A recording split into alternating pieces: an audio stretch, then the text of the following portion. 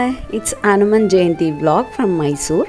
மைலேஷன் நான் ஹஸ்பண்ட் காரி சித்தி ஹனுமன் டெம்பிள் மைசூர் நம்ம வீட்டிலேருந்து ஒரு 15 கிலோமீட்டர் டிஸ்டன்ஸில் தான் இருக்குது. ஆல்ரெடி நம்ம சேனல்லாம் நிறைய வாட்டி போட்டிருக்கோம். ஸோ ஹனுமன் ஜெயந்தின்னு அங்கே போகலான்னு போனோம். காலியாக இருந்தது. என்னடா இன்றைக்கி தானே ஹனுமன் ஜெயந்தி, எஸ்டர்டே வா அப்படின்னு நினச்சிட்டு அங்கே கேட்டால் லாஸ்ட் மந்த்தே முடிஞ்சிடுச்சுன்றாங்க.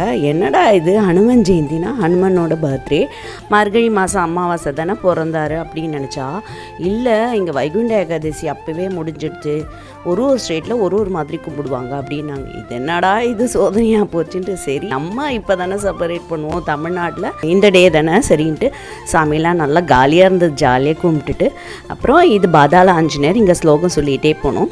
இதெல்லாம் நல்லா கும்பிட்டுட்டு மைலேஜ் ப்ரீவியஸாக வந்த போதெல்லாம் இங்கே கூப்பிட்டுட்டு வரல, அதனால தான் சரி ஹனுமன் ஜெயந்தி அன்னைக்கு கூப்பிட்டுட்டு போகலான்னு போனோம்.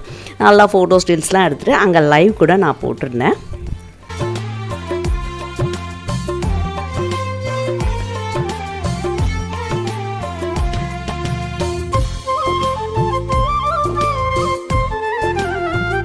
யாருக்கெல்லாம் தெரியும் ஹனுமனோட வாகனம் ஒட்டகம் தான்.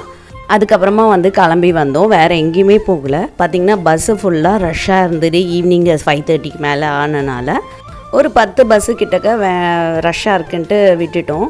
அப்புறம் பார்த்திங்கன்னா ஒரு பஸ்ஸு வந்ததுன்னு கொஞ்சம் காலியாக இருந்ததுன்னு ஏறினேன். பார்த்திங்கன்னா மைலேஷ் எவ்வளோ நல்லா சிரிச்சிட்டு இருந்தான் கோயிலில். பஸ்ஸில் ஏறின உடனே ஒரே இடி, என்ன இடின்னு இடித்து தள்ளிட்டான் என்ன.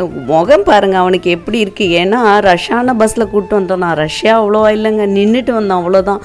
1/2 hour நான் நின்றுட்டே வந்தோமான்னு மூஞ்சி எப்படி வச்சிட்ருக்கான் பாருங்களேன். அப்புறம் நம்ம வீட்டு பக்கத்துலேயே இருக்கிற உடுப்பியில் மைலேஷ்க்கு ஃப்ரைட் ரைஸ் அதெல்லாம் சாப்பிட்டுட்டு அப்புறமா வீட்டுக்கு போனோம். Like and subscribe to MGB life style and kitchen.